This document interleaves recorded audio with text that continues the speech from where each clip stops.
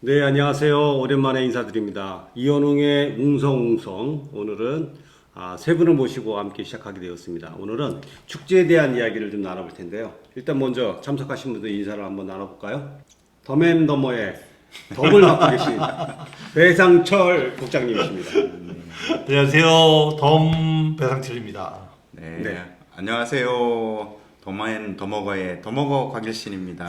반갑습니다. 저는 오늘 밑반찬 박재홍입니다. 밑반찬. 예.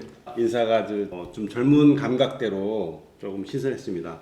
역시 덤앤더머거는 어르신들 버전이라고 생각하면 우리 박재홍 대표는 좀 젊은 버전인 것 같습니다. 그죠?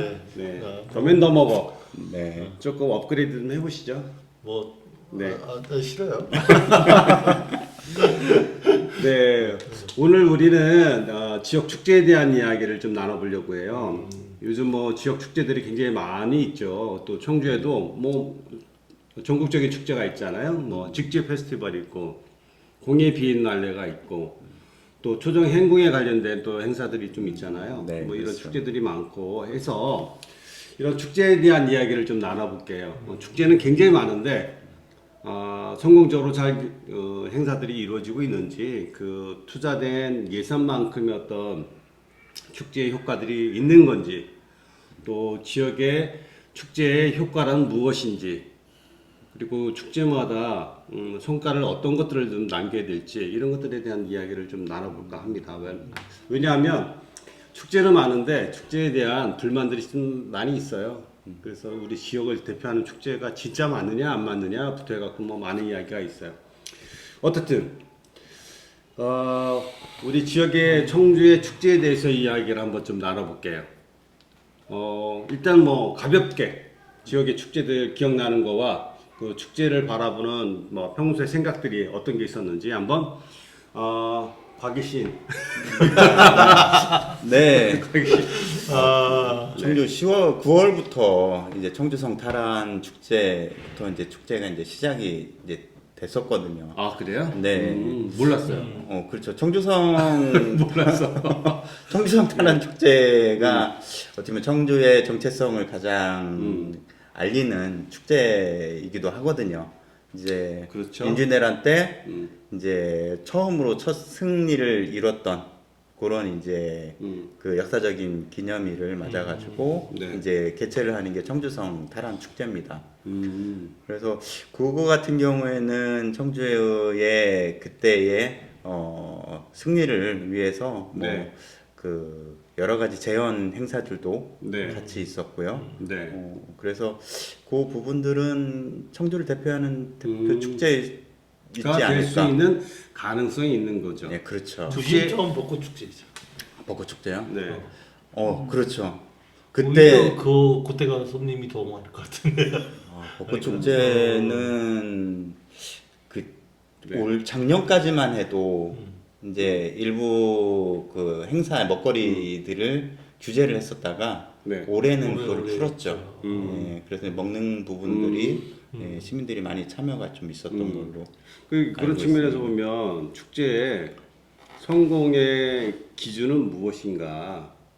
사람이 많은 걸로 보면 벚꽃이 많이 오고. 보통은 축제 성공의 기준을 뭐 지자체나 이런 데는 사람이 얼마만큼 오느냐. 네. 그래서 보통 이제 가수들을 부르거나 뭐 이렇게 좀 하면 사람이 많이 오잖아요. 네. 그래서 몇 명을 유치했다. 몇 축제 명을 몇 명을 유치했다. 이런 거로다가 언론에 홍보해 보시면 몇 명이 왔냐? 뭐 이런 얘기를 많이 하죠. 예, 그게 이제 객관적인 수치로 따지면 뭐 그렇게 될 것 같고요. 네. 네.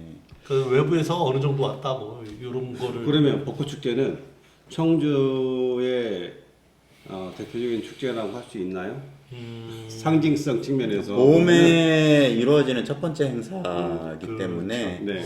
그거는 충분히 청주를 대표할 수가 있죠. 네. 예. 근데 축제라는 것은 어떤 그 공간에 청주를 대표하는 어떤 물리적 공간에 청주에 많은 사람이 오면 청주 사람들이 이런 사람도 있고 저런 사람도 있고 또 뭐 어떤 걸 먹고 어떤 걸 이야기하고 어떤 걸 입고에 따라서 그 공간 안에서 청주 시민으로서의 어떤 공동체 의식과 아니면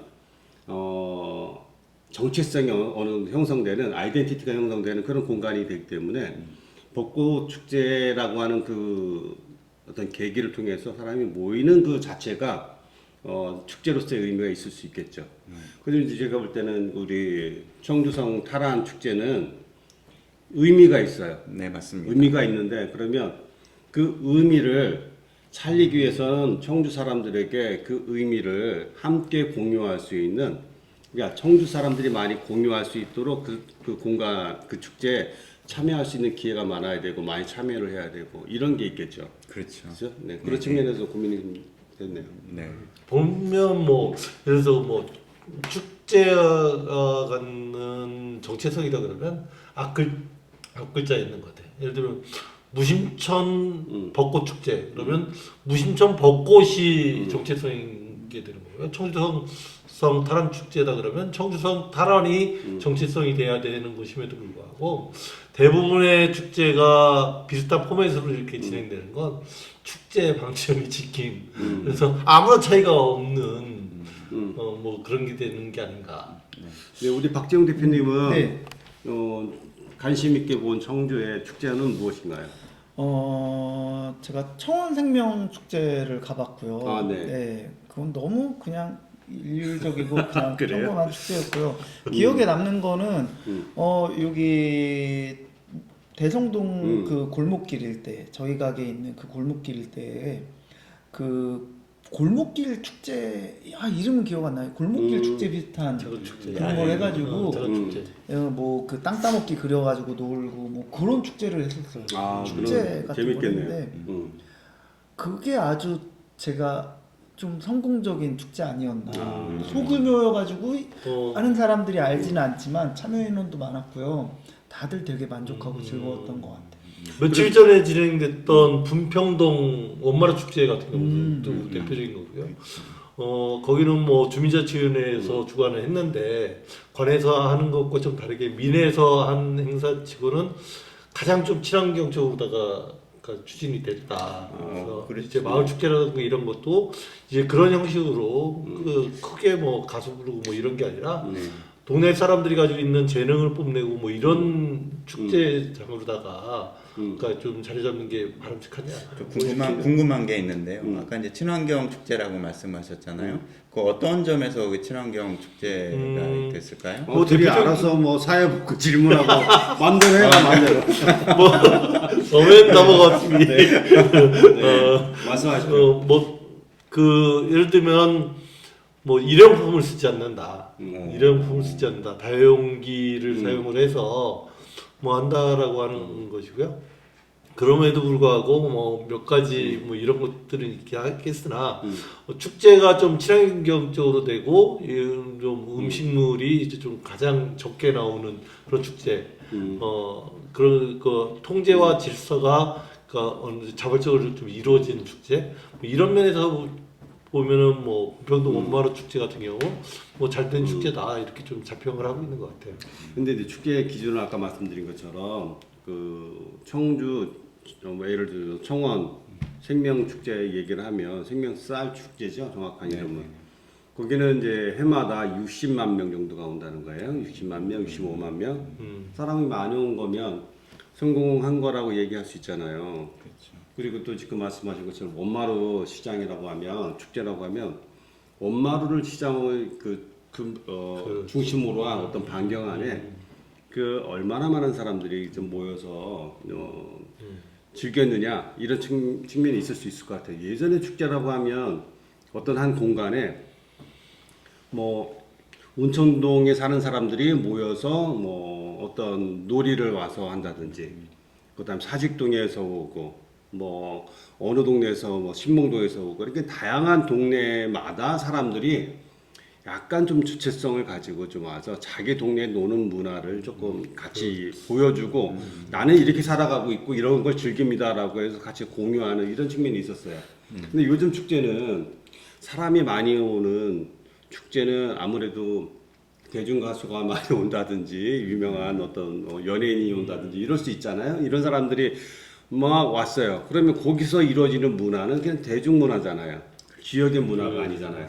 그런 측면에서 보면은 그 내용면에서 보면 가치가 좀 떨어지는 게 아닌가 이런 생각이 들고 청원 생명축제는 65만 명, 재작년엔 60명, 뭐 60만 명, 뭐 작년에 65만 명, 뭐 이런 식으로 얘기하는 것 같아요. 올해도 뭐 60만 명을 넘겼다, 뭐 이런 얘기를 하는 것 같은데 문제는 카운팅에 문제가 있어요. 한 사람이 매일 왔다 갔다 할 거 아니에요. 행사 때문에 왔다 갔다 하면 이게 다 카운팅이 됩니다. 아마 그럴 거예요. 다 카운팅이 될 거예요. 근데 그 정확히 하려면 그런 기지국 안에 그 안에 반경 안에 한 사람이 수십 번 왔다 갔다 해도 한 번만 지키는 그런 형태로 카운팅을 좀 해야 될 거예요. 그리고 또 그 사람마다 와서 소비한 금액, 매출 금액 이런 걸로 이제 어떤 경제성, 그 다음에 온 사람들의 카운팅 이런 걸 정확히 해서 축제가 정말 성공적이었는지 아니었는지를 이제 평가를 해봐야 되는데 현재는 그냥 마구잡이의 카운팅을 통해서 내가 볼 때는 과학적이지 않아요. 대충해서 이번 축제 100만 명 왔습니다. 그렇게 발표하면 100만 명 온 거죠. 그렇죠. 근데 우리는 거기에 맞는 어떤 예산과 또 정확한 축제에 대한 평가를 해야 그러면 그렇죠. 내년도에 청원 생명 축제는 어떤 문화로 무엇을 남기는 축제를 할 것인가. 이제는 뭐 거기 들어가는 비용도 이제 크고 청주를 대상으로 하는 대표적인 축제로 이제 성장을 해왔어요. 저는 그 의미를 굉장히 중요하게 생각합니다. 청원 생명쌀이라고 하는 건 브랜드가 없었어요.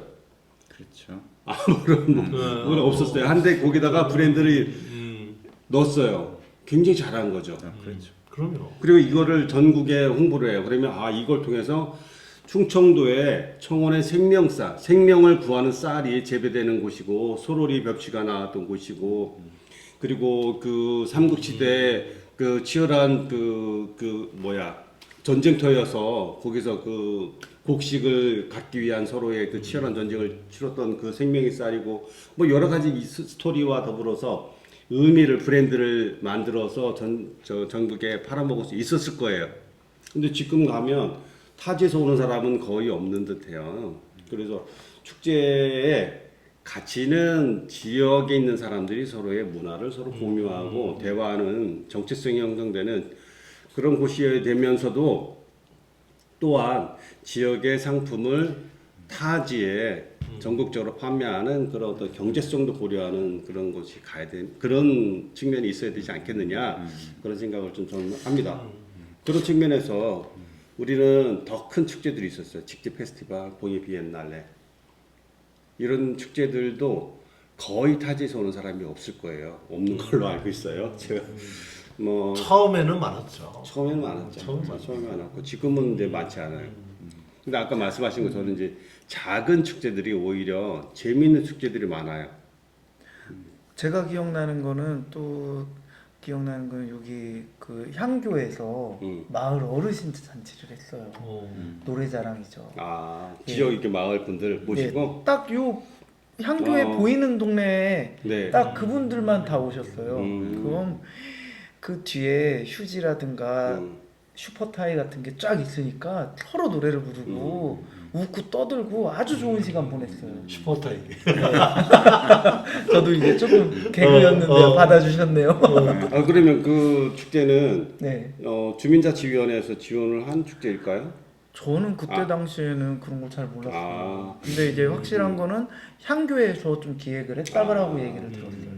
예. 성공적인 거 보면 아마 이제 관에서 하진 않은 것 같아요. 관에서는 안 했어요. 그냥 경로잔치 네. 건 사실 돈도 얼마 안 들었어요. 그러니까 뭐 경품으로 마치 이제 경품으로 텔레비전 뭐 이렇게 나오는 것보다 자그맣게 슈퍼타이 네. 슈퍼타이 특정 제품 아닙니까 네, 이게? 요즘에는 괜찮을 거예요. 저희 어렸을 때도 네. 그렇게 동네에서 노래 자랑하면 뭐 냄비에 사업 그렇지. 이런 걸로 해가지고 동네 공동체 이런 맞아요. 유지했었거든요. 생각난다. 그래요? 그 네. 상품이랑 그리고 뭐 무대 설치, 음향 그런 거 다 해봐야 제가 봤을 때 1,000만 원도 안 들었어요. 그래요? 네. 근데 일주일간 동네 어르신들이 아주 신나가지고 그게 느껴졌어요. 동네에 활기가 돈다는 게 느껴졌어요. 이런 예를 들면 좀 뭐 나를 욕할 분들이 좀 있을 텐데 가덕에 그 주민자치위원회 이제 지원된 금액으로 가덕의 논두렁길에 그 작은 농로들의 옆에다가 코스모스를 쫙 한 돈 1,000만 원 드린 걸로 알고 있어요. 쫙 뿌렸어요. 사람들 엄청 많이 가거든요. 그렇죠. 코스모스 보러. 저도 뭐 우리 장모님 때문에 여러 번 끌려갔어요. 집사람이나 처제 때문에 사진 찍어야 된다 그래서 여러 번 끌려갔는데 우리 가족 중에 꼭 가고 싶어 하는 그런 축제가 그 1,000만 원 가덕 그 코스모스 그 길보다 더 그런 사람들이 가고 싶어 하는 축제가 뭐가 있을까요? 몇 억에 적게는 몇 억, 몇십억까지 쓰는 축제가 가덕의 그 코스모스 길만큼의 매력도가 없다면 그만큼 사람들이 자발적으로 가는 매력도와 또 찾아가는 사람도 굉장히 꽤 많거든요.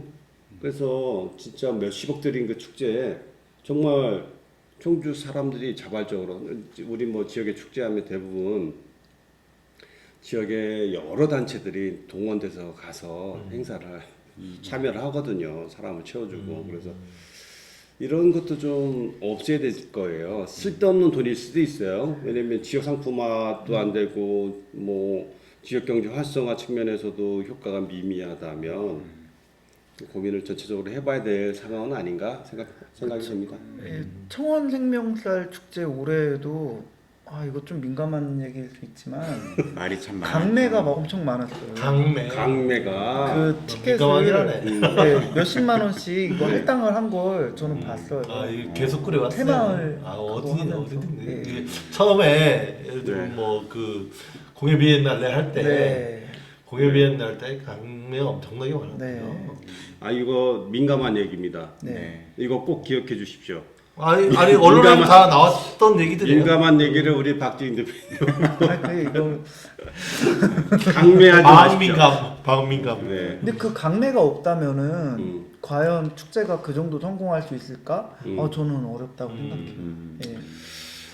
지금 티켓 판매 수로다가 카운팅이 되는 것도 과학적이긴 하네요. 정확하게는 티켓을 뭐 한 사람이 여러 장 쓰는 경우가 있어요. 티켓 한 장이 뭐 거기 그 지역 앞에 거기서 쓸 수 있는 네. 표가 얼마 붙어 있잖아요. 그래서 티켓이 몇 장이 판매가 됐냐? 그렇죠. 그거는 과학적이지 않아요. 왜냐면 사람들이 원치 않게 그거를 강매를 하든 이렇게 구매를 하는 경우가 많기 때문에 그걸 가지고 내가 가서 10장을 다른 걸 소비를 한다든지 이런 경우가 있어요. 그러기 때문에 그거를 과학적이라고 할 수 없고 아까 말씀드린 것처럼 정확한 카운팅은 빅데이터 데이터를 사용해서 하는 거예요. 그냥 SK텔레콤의 그 축제가 이루어지는 3일 이루어지나요? 3일 동안 그 기지국 그 축제가 이루어지는 그 기지국 그 안에 든 그 기지국 바로 밖에 있는 기지국 요 안쪽에 핸드폰이 오간 것만 카운팅하면 돼요. 예를 들어서 SK텔레콤을 쓰는 사람이 우리나라 딱 50% 정도 되거든요. KT가 30%, LG가 한 20%, 5대 3대 2 비율로 되어 있어요. 그래서 SK텔레콤 3일치 데이터를 요 안에 들어온 데이터를 3일치를 사서 그 카운팅 곱하기 2를 하면 거의 맞아요. 이게 가장 현실적인 거예요. 가장 카운팅이 늘리려면 한 사람이 휴대폰 한 30개씩 들고 다니는. 네, 그건 이제 현실적으로 좀 어려우니 실질적으로 빅데이터를 이용하면 정확한 인원을 알 수 있고 문제는 더 중요한 거는 이 사람들이 어느 지역에서 왔는지 그 통신 기기의 주인이 청주 사람인지 아니면 충북 사람인지 아니면 서울 사람인지 아니면 전라도 사람인지를 구분하는 게 중요해요. 그래서 서울 사람들이 예를 들어서 조금 왔어요. 그러면 왜 청원 생명쌀 축제의 주 고객이 돼야 될 청주 사람과 서울 사람들이 왜 조금 왔을까? 이걸 평가를 하고 그 대안을 찾아야 되잖아요. 이런 것들이 없으면 축제가 발전하지 않는 거죠. 그냥 대충 올해도 60만 명 왔습니다. 이런 식으로 카운팅을 하면 어떻게 축제가 발전하겠어요? 문제가 뭔지도 모르고 누가 왔는지도 모르는데. 일부 축제에서는 이제 농산물 판매에 대한 거에서는 이제 총 판매 금액을 가지고 하죠. 그렇죠. 그렇게 하죠. 오는 사람들도 있지만 경제적인 측면에서 과연 이제 농산물들 얼마만큼 판매가 되었느냐. 요거 이제 그 통계를 내서 축제 이제 성공 여부를 하기도 하죠. 그리고 매출액을 가지고 하는 경우도 있는데 매출액도 정말 잘 뜯어봐야 될 것 같아요. 이번에 이제 그 할 때 카드가 안 됐다고 하죠 대부분. 카드가 안 되고 현금으로 안 되는 경우 많죠. 네. 그러면 현금으로 거래가 됐다면 그 금액을 어떻게 카운팅을 할 수 있을까요? 거기서 소비가 이루어졌어요. 상품을 파는데 현금으로 왔어요. 그러면 나는 100만 원 팔았는데 뭐 200만 원 팔았다고 할 수도 있고 10만 원 팔았다고 할 수 있는데 그렇죠. 근데 뭐 그건 뭐 중요하지 않겠죠. 왜냐하면 그런 어떤 그 운영하는 사람은 개인이 운영을 하는 거잖아요. 근데 그 축제를 관리하는 관의 입장에서 굉장히 중요하죠. 왜 중요하냐면 어떤 상품이 어떤 고객층, 어떤 연령층이나 어떤 직업군의 사람이 어떤 상품을 많이 쓰는지가 중요하죠. 그래야 우리가 내년도에 생명 쌀을 팔 때 이 쌀을 주로 30, 40대 여성들이 많이 사가더라. 그럼 30, 40대 여성들의 집중 마케팅을 할 필요가 있을 거 아니에요. 서울이 30, 40대 여성이든. 그래서 우리가 판매하는 그 데이터를 정확하게 데이터를 갖고 있어야만 축제를 제대로 평가할 수 있다. 그래 금액도 마찬가지고 인원도 마찬가지고. 특히 예를 들면 뭐 그 지역 특산물에 대한 어떤 축제 기간에 뭐 이런 것을 널리 예를 들면 뭐 청원 생명쌀 축제 같은 경우는 그 청주에서 나는 어떤 농산물이라든가 청주 인근에서 나는 이런 것들에 대해서 적극적으로 홍보하기 위한 목적인 거잖아요. 네. 그럼에도 불구하고 그 뭐 어디에 가서라도 이제 다 볼 수 있는 이런 것들이 된다면 오히려 뭐 그렇게 큰 의미는 없지 않을까. 네. 차별성이 없어요. 뭐 지금 우리가 몇 번 했나? 뭐 적당히 한 것 같아요. 이제 더 하실 말씀. 오늘 축제에 대한 이야기를 했는데 마지막으로 한 적자에 대한 말씀. 부분을 얘기했죠. 근데 언론에서 등장하는 것 같은 경우에 있어 어쨌든 이 모든 행사가 대부분 운영하고 나면 적자다 이런 얘기들이 많이 나온 것 같아요. 네. 축제의 어떤 효용성 면에서 보면 효용성 많이 떨어진다. 왜냐면 그러니까 이론을 많이 동원하기 위해서 가수들을 부르고 가수들의 부르는 거 위해서 공연을 보러 온 사람들이 몇 명인가에 의해서 이 축제가 성공하느냐 그렇지 못하느냐가 마치 이제 판가름 나는 것처럼 이렇게 주문되는 행사는 좀 바뀌어야죠. 이제 바뀌어야죠. 일단 뭐 장단점이 좀 항상 존재를 하는데 이제 승패가 가수들 유명한 연예인들이 오거나 그런 사람들 오면 항상 끝까지 자리를 지킨다라는 거 예, 그런 부분들이 있고 그 대신에 이제 강성 팬덤에 의해서 자리를 이제 뭐 놓지 않고 네. 그 팬덤들을 위한 자리화되는 네. 이런 이제 좀 안 좋은 모습들도 보인다라는 게 이번 이제 축제들에서 나타나고 있는 현상들이 있습니다. 얘기들이 좀 많이 들려요 그런 부분에 대해서. 네. 그렇죠. 뭐 대부분 그래도 지역 출신 가수들 많이 부르는 것 같은데 예를 들면 네. 네 네, 배터리가 없나 봅니다. 네. 끝이네. 네. 지역 축제 많이 하는 것 같고요. 예를 들면 보은대축 축제하면 반드시 부르는 사람이 있습니다. 태진아. 네, 그렇죠. 네, 어. 네. 대신 이제 지역 가수들이 그런 큰 무대에 서는 것들이 드물기 때문에 지역 가수들한테는 엄청난 네. 또, 예, 좋은 영향을 또 미친다고 또 네. 하는 부분들도 있다고 하고요. 네, 마지막으로 네. 박재영. 그 아까 전국에서 오는 축제가 없지 않냐라고 했는데 네. 기억나는 게 하나 있네요. 뭐가 그게 있을까요? 뭐냐면은 대청호 마라톤 축제나 무신천 마라톤 축제는 전국에서 와요. 맞아. 그죠. 기안 84도 한번 왔었죠. 네. 제가 이제 맞아요. 그래서 그런 그 아주 그 디테일한 컨텐츠를 잡아가지고 전국에서 오는 사람들이 모였을 때 관에서 어떤 역할을 할 수 있는 거를 찾아보면은 분명히 있을 거예요. 그러면 네. 어쨌든 마라톤이라고 하는 것이 주가 될 것 같고요. 네. 예를 들어 뭐 대청호 마라톤 축제라고 해서 대청호가 주가 되는 건 아니잖아요. 네. 그런 것처럼. 근데 이제 비슷한 경우가 뭐냐면 영화제에 있어요. 영화제. 네. 뭐 충주 같은 경우도 있고 제천 같은 경우도 있고 우리 지역에서도 이렇게 좀 하는 것들이 있는데 영화제가 갖는 것들도 전국에서 이렇게 좀 많이 모이죠. 네, 말씀 끊지 마시고요. 네.